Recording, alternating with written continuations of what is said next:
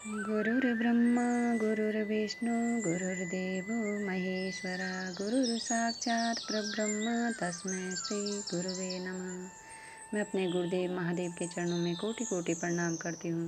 माँ भवानी के चरणों में कोटि कोटि प्रणाम करती हूँ। सभी देवी देवताओं के चरणों में कोटि कोटि प्रणाम करती हूँ। सभी गुरु भाई बहनों के चरणों में मेरा कोटि कोटि प्रणाम।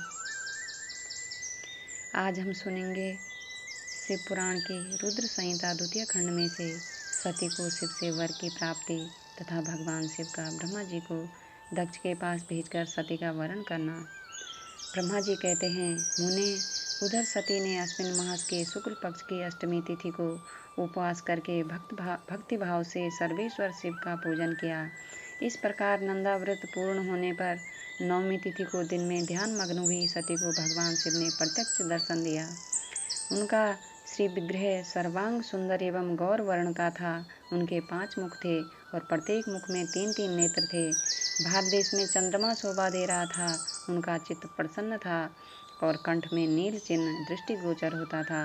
उनके 4 भुजाएं थी। उन्होंने हाथों में त्रिशूल, ब्रह्म कपाल, वर तथा अभय धारण कर रखे थे। भस्ममय अंग राग से उनका सारा शरीर उद्भासित हो रहा था। गंगा जी उनके मस्तक की शोभा बढ़ा रही थी। उनके सभी अंग बड़े मनोहर थे। वे महान लवण्य के धाम जान पड़ते थे। उनके मुख करोड़ों चंद्रमाओं के समान प्रकाशमान एवं आह्लादजनक थे। उनकी अंग कांति करोड़ों कामदेवों को तिरस्कृत कर रही थी तथा उनकी आकृति स्त्रियों के लिए सर्वथा ही प्रिय थी। सती ने ऐसे सौंदर्य माधुर्य से युक्त प्रभु महादेव जी को प्रत्यक्ष देखकर उनके चरणों की वंदना की। उस समय उनका मुख लज्जा से झुका हुआ था। तपस्या के पुंज का फल प्राप्त करने वाले महादेव जी उन्हीं के लिए कठोर व्रत धारण करने वाली सती को पत्नी बनाने के लिए प्राप्त करने की इच्छा रखते हुए भी उनसे इस प्रकार बोले। महादेव जी ने कहा, उत्तम व्रत पालन करने वाली दक्ष नंदिनी, मैं तुम्हारे इस व्रत से प्रसन्न हूँ, इसलिए कोई वर मांगो। तुम्हारे मन को जो अभिष्ट होगा वही वर मैं तुम्हें दूंगा। ब्रह्मा जी कहते हैं, मुने, जगदीश्वर महादेव जी यद्यपि सती के मनोभाव को जानते थे तो भी उनकी बात सुनने के लिए बोले, कोई वर मांगो। परंतु सती लज्जा के अधीन हो गई थी, इसलिए उनके हृदय में जो बात थी उसे वे स्पष्ट शब्दों में कह ना सकी। उनका जो अभिष्ट मनोरथ था वह लज्जा से आच्छादित हो गया। प्राण बल्लभ शिव का प्रिय वचन सुनकर सती अत्यंत प्रेम मग्न हो गई। इस बात को जानकर भक्त वत्सल भगवान शंकर बड़े प्रसन्न हुए और शीघ्रतापूर्वक बारंबार कहने लगे, वर मांगो, वर मांगो। सतपुरुषों के आश्रयभूत अंतर्यामी शंभु सती की भक्ति के वशीभूत हो गए थे। तब सती ने अपनी लज्जा को रोककर महादेव जी से कहा, वर देने वाले प्रभु, मुझे मेरी इच्छा के अनुसार ऐसा वर दीजिए जो टल ना सके। भक्त वत्सल भगवान शंकर ने देखा सती अपनी बात पूरी नहीं कह पा रही है। तब वे स्वयं ही उनसे बोले, देवी, तुम मेरी भार्य हो जाओ। अपने अभिष्ट फल को प्रकट करने वाले उनके इस वचन को सुनकर आनंद मग्न हुई सती चुपचाप खड़ी रह गई, क्योंकि वे मनोवांछित वर पा चुकी थी। फिर दक्ष कन्या प्रसन्न हो दोनों हाथ जोड़कर मस्तक झुका भक्तवत्सल शिव से बारंबार कहने लगी। सती बोली, देवादिदेव महादेव प्रभु जगतपते, आप मेरे पिता को कहकर वैवाहिक विधि से मेरा पाणी ग्रहण करें। ब्रह्मा जी कहते हैं, नारद, सती की यह बात सुनकर भक्तवत्सल महेश्वर ने प्रेम से उनकी ओर देखकर कहा, प्रिय, ऐसा ही होगा। तब दक्ष कन्या सती भी भगवान शिव को प्रणाम करके भक्तिपूर्वक विदा मांग जाने की आज्ञा प्राप्त करके मोह और आनंद से युक्त हो माता के पास लौट गई। इधर भगवान शिव भी हिमालय पर अपने आश्रम में प्रवेश करके दक्ष कन्या सती के वियोग से कुछ कष्ट का अनुभव करते हुए उन्हीं का चिंतन करने लगे। देवऋषि फिर मन को एकाग्र करके लौकिक गति का आश्रय ले भगवान शंकर ने मन ही मन मेरा स्मरण किया। त्रिशूलधारी महेश्वर के स्मरण करने पर उनकी सिद्धि से प्रेरित हो मैं तुरंत ही उनके सामने जा खड़ा हुआ। तात हिमालय के शिखर पर जहाँ सती के वियोग का अनुभव करने वाले महादेव जी विद्यमान थे, वहीं मैं सरस्वती के साथ उपस्थित हो गया। देवऋषि सरस्वती सहित मुझे आया देख सती के प्रेम पास में बंधे हुए शिव उत्सुकतापूर्वक बोले। शंभु ने कहा, ब्राह्मण, मैं जब से विवाह के कार्य में स्वार्थ बुद्धि कर बैठा हूँ, तब से अब मुझे इस स्वार्थ में ही स्वत्व सा प्रतीत होता है। दक्ष कन्या सती ने बड़ी भक्ति से मेरी आराधना की है। उसके नंदा व्रत के प्रभाव से मैंने उसे अभिष्ट वर देने की घोषणा की। ब्राह्मण तब उसने मुझे यह वर मांगा कि आप मेरे पति हो जाइए। यह सुनकर सर्वथा संतुष्ट हो मैंने भी कह दिया कि तुम मेरी पत्नी हो जाओ।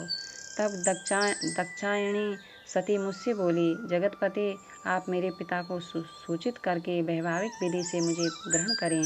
ब्राह्मण उसकी भक्ति से संतोष होने के कारण मैंने उसका वह अनुरोध भी स्वीकार कर लिया।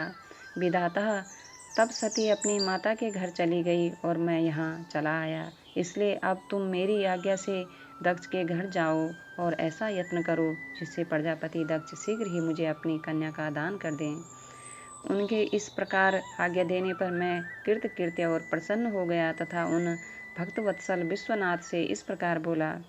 मुझ ब्रह्मा ने कहा, भगवान शंभो, आपने जो कुछ कहा है उस पर भली भांति विचार करके हम लोगों ने पहले ही उसे सुनिश्चित कर दिया है। वृषभध्वज, इसमें मुख्यतः देवताओं का और मेरा भी स्वार्थ है।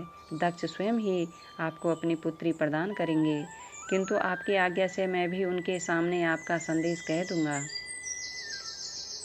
सर्वेश्वर महाप्रभु महादेव जी से ऐसा कहकर मैं अत्यंत वेगशाली रथ के द्वारा दक्ष के घर जा पहुंचा।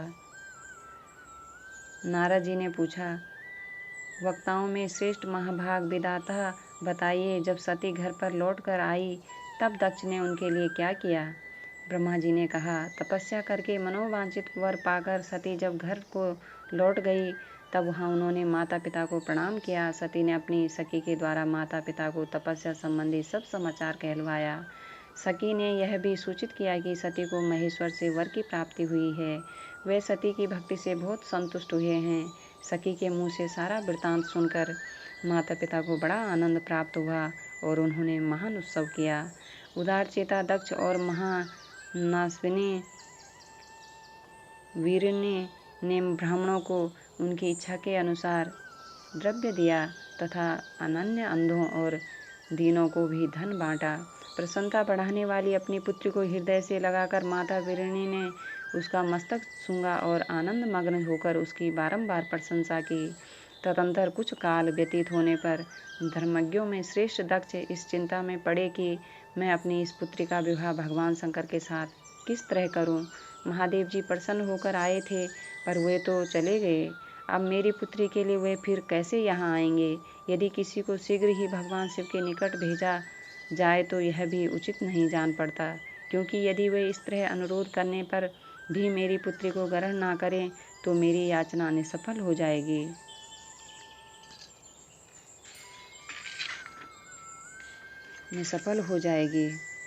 नमः शिवाय, नमः शिवाय, नमः शिवाय। मैं अपने गुरुदेव महादेव के चरणों में कोटि कोटि प्रणाम करती हूँ। माँ भवानी के चरणों में कोटि कोटि प्रणाम करती हूँ। सभी गुरु भाई बहनों को मेरा कोटि कोटि प्रणाम। सभी का बहुत बहुत धन्यवाद।